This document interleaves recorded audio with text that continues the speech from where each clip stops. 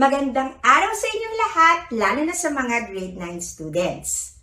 Dito sa video lesson na ito ay matututunan ninyo kung paano mag-solve ng problems involving variations. Pero bago tayo mag-umpisa sa pagsosolve, kailangan alam nyo muna kung ano ang variation, yung 4 na types of variations, at kung paano i-translate yung variation statements into mathematical equations.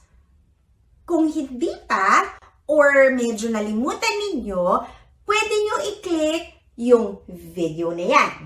Panoorin nyo muna. Tapos, balik kayo dito. Kung marunong naman na kayo, alam nyo na yon at gusto nyong i-test o subukan ang sarili ninyo, kung talagang marunong kayo, alam nyo i-identify yung type of variation and mag-translate into mathematical equations, pwede nyong i-click yung video na yan. Kung okay na, pwede na tayong magsimula sa pagsosolve ng problems involving variation. May 4 na steps sa pag-solve ng problems involving variation. Step 1. Translate into mathematical equation. Step 2. Find K. Ito yung constant of variation, yung value na hindi nagbabago. Step 3. Write the equation of variation. Ito na yung equation na kasama na yung K, yung value ng K. And step 4. Solve for the missing value. Ngayon, alam na natin yung 4 na steps, pwede na tayo mag-proceed sa examples. Example number 1. The salary of an employee varies directly as the number of days he has worked.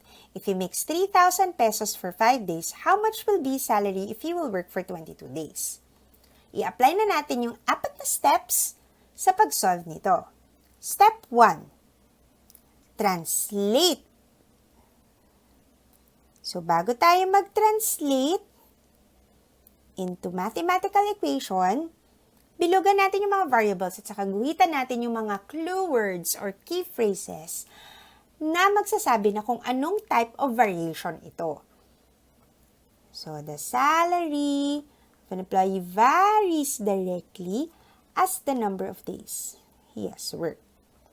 So, ang variables natin dito ay, yes, salary at saka number of days or days.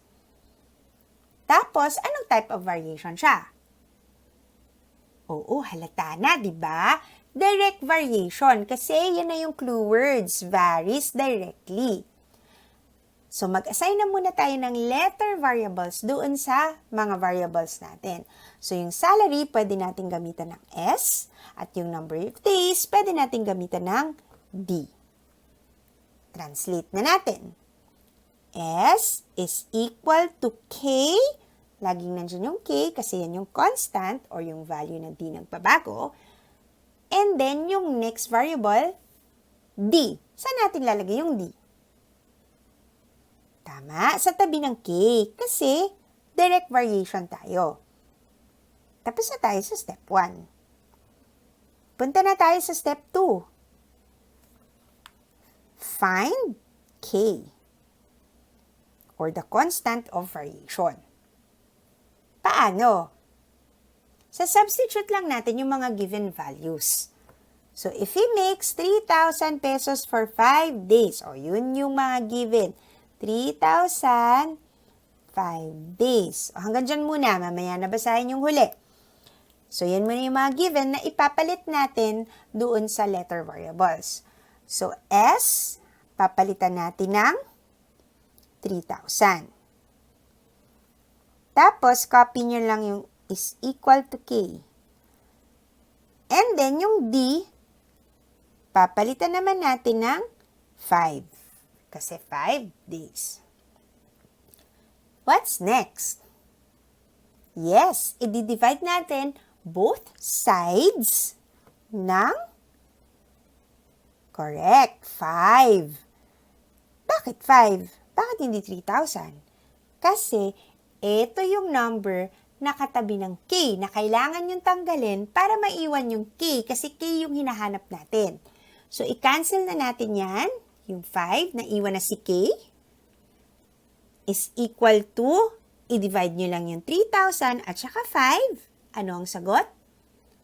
600. Okay, yung K nga lang nasa kanan, yung 600 nasa kaliwa, pare-pareho lang yun. Pag binaliktad nyo sila, K is equal to 600 pa rin. So, nahanap na natin yung value ng K. Next step na tayo. Step 3.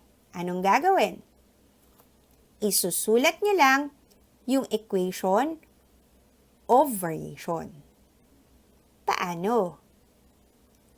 Ika-copy nyo lang yung equation doon sa step 1. Kaya lang, papalitan nyo yung K ng value na nasolve natin sa step 2. So, again, galing dito, copy lang. S is equal to, o yung K, magiging 600 na. Tapos, copy nyo lang din yung D. O, yan na yung ating equation of variation. Nalilito? Okay, ulitin lang. So, yung K, dito galing yun eh. Yan. Kasi yung K, pinalitan nyo ng 600. Kasi yun yung nasolve natin na value ng K sa step 2. O, last step na tayo. Find the missing value. Or solve for the missing value. Pwede rin.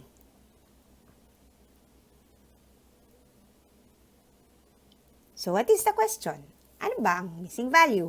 How much will be his salary if he will work for 22 days? So, ang next na given ay 22 days. At ang tinatanong kung magkano daw ang magiging salary niya. So, copy nyo lang yung equation of variation. S is equal to 600. Tapos, papalitan nyo yung D ng 22. Lastly, solve nyo na siya. So, alam nyo naman na pag may nakita kayong parenthesis, ang operation between them ay multiplication. So, multiply nyo lang silang dalawa and you will already get the salary. Kung magkano yung makukuha niya in 22 days. So, 600 times 22 ay? Correct. 13,200. Yan na yung makukuha niyang salary in 22 days. Example number 2. 4 painters can paint a wall in 6 hours. At a constant rate, how long does it take if 8 painters will do the job? Sige, gawin na natin yung first step. Translate. So, bago tayo mag-translate, bilugan muna natin yung mga variables at saka guhitan natin yung key phrases or clue words na magsasabi sa atin kung anong type of variation ito. Okay, 4 painters. Painters can paint a wall in 6 hours. Hours. Yan. Tapos, guhitan natin yung, wala tayong guguhitan na keywords. So, paano na pag ganyan? Hindi na ba natin matutukoy na kung anong type of variation ito? Hindi, matutukoy pa rin natin yan. Kailangan lang natin i-analyze yung relationship ng variables. Sige, sipin nyo. Isang tao. Ganito kahabang oras. Pag pinarami ko ba yung tao na gagawa ng trabaho, hahaba o iikli yung oras? Tama. Pag mas maraming tao, mas matatapos agad. So, mas iikli yung oras. So, ang relationship ng variables na to ay opposite. Diba? Kasi mas maraming tao, mas maikli yung oras para matapos ito. So, what type of variation is this? Yes, inverse variation. Sulat ko lang ha. Inverse variation. O yan, pwede na tayo mag-translate. So, bago pala tayo mag-translate, lagyan muna natin ng letter, yung painters ng P at yung hours, time. Letter T. O yan. Translate na natin. P is equal to K. Laging nandyan yung K kasi yan yung constant. Over T. Bakit nasa baba yung T? Kasi inverse variation tong problem na to. Pag inverse, nasa ilalim yung sunod na variable. Next step. Find K. Step 2. Hanapin ang value ng K. So, basahin natin ulit yung first sentence. Ilang painters? Ilan yung time? So, bilugan natin. 4 painters, 6 hours. So, ipalit na natin yan dun sa letter variables. So, yung P ay magiging 4. Kopyahin yung is equal to K.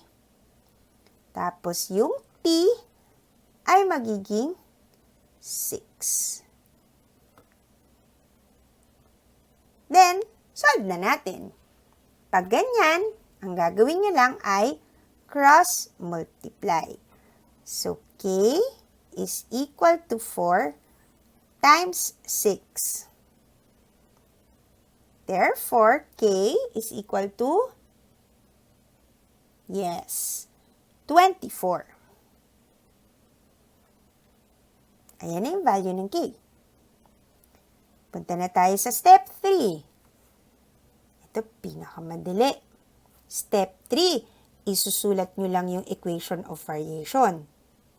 Diba? Kakopy nyo lang yung sa step 1. Ayan, ito, kakopy nyo lang yan. Pero papalitan nyo yung K ng value na nasolve ninyo sa step 2. So, P is equal to, ano nga ba ulit yung K natin?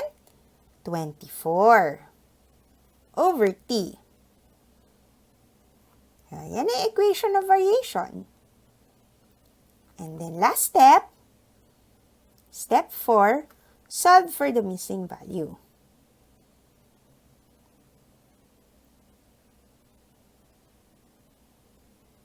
Kanina sinulat ko, find the missing value. Pareho lang yun. Okay, paano? Basahin yung sunod na sentence. At concentrate, how long does it take if 8 painters will do the job? So, ang tanong, gaano katagal kung 8 yung tao? So, bilugan yung 8 painters. At yan naman yung ipalit doon sa equation of variation. O, saan natin ilalagay yung painters? Siyempre, sa letter P. So, yung P ay yung papalitan nyo ng 8. Tapos, copy nyo na yung is equal to 24 over T. Okay? You have to read very well, kung ano ba yung given. Kasi minsan, nasanay kasi na yung may pattern, tapos yun lagi yung pinapalitan na given, so, or value na binigay. This time, ang hinahanap ay yung oras, at yung binigay ay yung number of painters. So, you really have to read para tama yung pag-substitute nyo ng given values doon sa letter variables. So, cross-multiply, 8T is equal to 24. Next, yes, divide both sides by 8 para maiwan yung T. 24 divided by 8. Correct. 3. 3 ano? 3 hours. O, yan na. Tapos na po tayo. So, kapag mas maraming tao, 8 na ang magpipaint ng wall, 3 oras na lang. Example number 3. The area of a triangle varies jointly as its base and height. If the area is 65 square centimeters, when its base is 10 centimeters and its height is 13 centimeters, find the area of a triangle whose base is 8 centimeters and height is 11 centimeters. Okay, step 1 na tayo. Step 1. Translate. Ano ulit gagawin? Yes, bibilugan muna natin yung mga variables at guguhitan natin yung mga key phrases o clue words na magsasabi sa atin na kung anong klaseng variation itong problem na ito. So, let's start tayo with the area of a triangle varies jointly as its base and height. O yan na. Obvious na kaagad. Anong klaseng variation? Tama. Joint variation. Because the clue words tell us what kind or what type of variation this is. So, lagyan muna natin ng mga letters yung ating variables. So, A is for area, B para sa base, at H naman para sa height. Okay, translate na tayo. A is equal to K, B, H. O, alam nyo naman yun, yung joint variation, parang direct variation, kaya lang, meron na siyang 3 or more variables. Eh, dito, 3 na ang variables natin. Yung area, yung base, at yung height. Dire-diretso lang yung pagsulat, ha? Magsusulat lang kayo sa ilalim pag inverse. Remember that. So, yan na kaagad yung translation natin. Tapos na tayo sa step 1. We now go to step 2. Step 2, find or hanapin yung value ng K. So, basahin natin yung next. If the area is 65, o tapos bilugan natin yung mga given. 65 square centimeters, area yan na. Tapos yung base, 10 centimeters. And then yung height ay 13 centimeters. O mamaya natin basahin yung sunod kasi yun na yung tanong. Or yun na yung pinapahanap. So, change muna natin or substitute yung mga given values doon sa letter variables. So, anong ipapalit natin sa A? Yes, 65. Tapos, copy nyo lang is equal to K. Tapos, lagyan natin ng parenthesis or palitan ng parenthesis yung B tsaka H para hindi tayo malito. And then, ilagay na natin yung given value ng base, which is 10, at yung given value ng H, which is 13. Okay? Next, solve. So, copy nyo lang yung 65 is equal to K. I-multiply nyo itong dalawa. 10 times 13 is 130. So, let's put it in a parenthesis para hindi nakakalito. Then, you divide both sides by, anong gagamitin natin? Yung 65 or yung 130? Yes, yung 130. Kasi ito yung dapat mong tanggalin para maiwan yung K. So, you do it on both sides. So, cancel. K is equal to, hindi naman natin pwedeng i-divide yung 65 at saka 130 dahil mas maliit yung nasa taas or nasa numerator. What we can do is just reduce it to its lowest term, which is 1/2. Galing! So, yan na. Ayan na yung value ng K or yan na yung constant of variation. K is equal to 1/2. Next, step 3, write the equation of variation. The easiest step because you are just going to copy. Copy lang yung nasa step 1. So, galing dyan, Kokopyahin mo lang yung A, yung is equal to, pero yung K magiging, tama, 1/2 na. Ito na yung pagpapalit ninyo dyan dahil na-solve na natin yung value ng K. Tapos B, H. O, yan na yung equation of variation. And last, step 4, solve for the missing value. Ano ba yung tanong? Sabi, find the area of a triangle. Wait lang. Yan. So, find the area. So, copy nyo lang yung A. Yan yung hinahanap. Is equal to 1/2. Ano yung next na set ng given ng variables?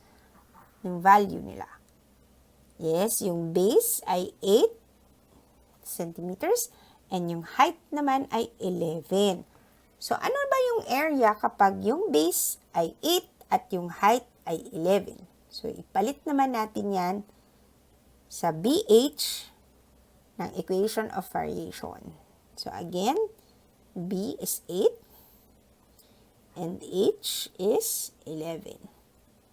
Yan. Basahin lang mabuti ha kung ano yung value na yon. Kasi, minsan kasi nababaliktad. So, you have to be careful. Next. Last na lang na gagawin. I-multiply nyo na silang 3. Yan. Multiply. Multiply. So, 1/2 times 8 times 11. The answer is correct. 44. 44, ano? What's the unit of measurement? Yes, it's square centimeters. We're done. Alam niyo na yung area. Last example. The volume of gas varies directly as the temperature and inversely as the pressure. If the volume is 225 cc, when the temperature is 300 Kelvin and the pressure is 100 newtons per square centimeters, what is the volume when the temperature drops to 270 Kelvin and the pressure is 150 newtons per square centimeters? Yan. Okay, step 1. Siguro naman by now, memorize nyo na yung 4 na steps. Ang dali-dali lang. So, unang step, translate. At bago mag-translate, bilog-bilugan yung mga variables at guhitan yung mga key phrases or clue words na magsasabi sa inyo kung anong type of variation itong problem na ito. So, let's start magbilog. The volume of gas varies directly as the temperature and inversely as the pressure. Okay, kitang-kita na kaagad. Dalawa, di ba? Directly at saka inversely. So, what kind or what type of variation itong problem na ito? Yes, it's a combined variation. Sulat ko lang, combined variation. And then, bago natin i-translate, i-assign na muna natin o lagyan ng letters yung mga variables. So, V is for volume, T is for temperature, and P is for pressure. And we will use all capital letters for the 3 of them. Let's translate. V is equal to K. Directly, yung temperature, so katabi ng K. And then inversely, yung pressure, so sa ilalim. Ilalagay yun. So we're done already translating. Punta na tayo sa step 2. find K. So, we are going to substitute yung mga given values dun sa variables. So, bilugan muna natin para mas madali natin malagay or maipalit doon sa letter variables. So, yung volume ay 225 cc, temperature ay 300 Kelvin, and yung pressure ay 100 newtons per square centimeters. Alagay na natin. So, yung V, papalitan natin ng 225. Tapos, copy natin yung is equal to K. And then yung T, papalitan natin ng 300. Lagay natin sa parenthesis para hindi tayo malito.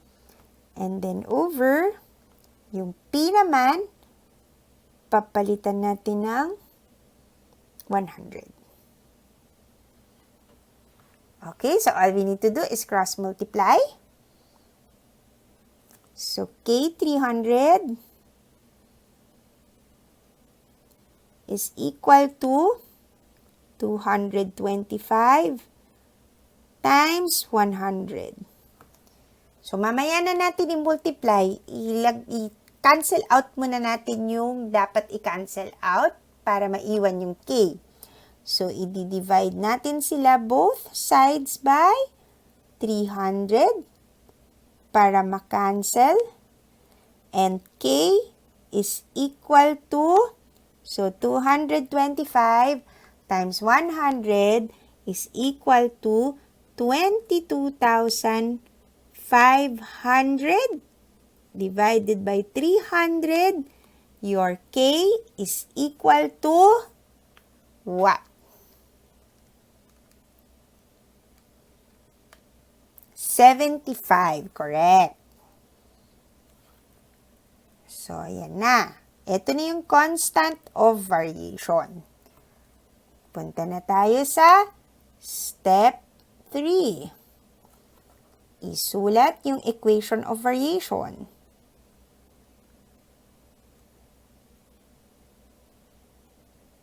Okay, copy lang. Galing sa step 1. I-copy nyo lang. V is equal to, yung K ay magiging 75 na. 75 T over P. And last na step, step 4, solve for the missing value. The missing value. Okay, we will substitute the next set of given, which is 270 Kelvin. O, sige, ano natin, yung temperature ay 270 Kelvin at yung pressure ay 150 newtons per square centimeters. Kasi ang tinatanong niya, ano yung magiging volume kapag yan yung given na temperature at pressure. So, volume, ang hinahanap, is equal to 75. Yung T ay papalitan ng tama, 270. Pero ilagay natin sa parenthesis para hindi malito. 270 over, and what is the given pressure? Yes, it's 150 newtons per square centimeters. Okay? Wait. Palitan ko lang ng orange. Yan. O, tapos, i-times nyo na yon, multiply nyo yung 75, tsaka yung 270, i-divide nyo sa 150, yun na yung volume. So, 75 times 270 is 20,250. Let's write it para nakikita niyo yung transition. 20,250, minultiply lang yung 75 tsaka 270 sa taas, tapos 150 sa baba. I-divide nyo na sa 150, ang sagot ay tama. Ang gagaling nyo, 135. Ano ang unit of measurement ng volume dito? Correct. cc. Tapos na. Na-solve na natin yung volume kapag ang temperature ay 270 Kelvin at ang pressure ay 150 newtons per square centimeters. Meron bang mga tanong? Okay, usually kasi yung tanong, ang dami-dami namang given. Ano kaya yung dapat namin gamitin? I-follow nyo lang yung statements. I-follow nyo lang yung sentences. Okay, kaya nga binubilugan ninyo. Kagaya niyan, yung 225, yung 300, tsaka yung 100. Nagamit nyo na yan. Na-substitute nyo na sila para mahanap yung constant of variation. Hindi nyo na sila gagamitin ulit. Para mahanap naman yung last part, yung volume, ang next na gagamitin nyo sa pag-substitute ay yung next set ng given, which are 270 at 150. Kaya nga binibilog-bilugan ko para makita ninyo. Diba? Tsaka color-coded siya para makita nyo yung pagkakaiba at kung saan napupunta yung mga values na yon. Lalo na dito sa last example na ito, combined variation, ang dami-dami niyang mga values. So, better talaga na markahan ninyo, or mas maganda pa kung may kulay yung bawat marka ninyo, para hindi kayo malito kung ano yung gagamitin yung pang-substitute. O, di ba? Madali lang mag-solve ng problems involving variation. Susundan nyo lang yung 4 na steps. Pinaka-importante yung step 1. Kasi pag nagkamali kayo ng translate, mali na lahat yung mga susunod na steps. So you be very, very careful. Magbasa ng mabuti, i-analyze kung hindi nakikita yung mga clue words. Analyze nyo kung ano ba yung relationship ng variables. Then you would know what to do. So, kung nagustuhan nyo ang video lesson na ito, at nakatulong sa inyo, pwede nyong i-click yung like, i-share nyo na rin at mag-subscribe kayo sa aming channel para ikaw ay maging isang matalinong Noypi. See you sa mga susunod na video lessons. Salamat!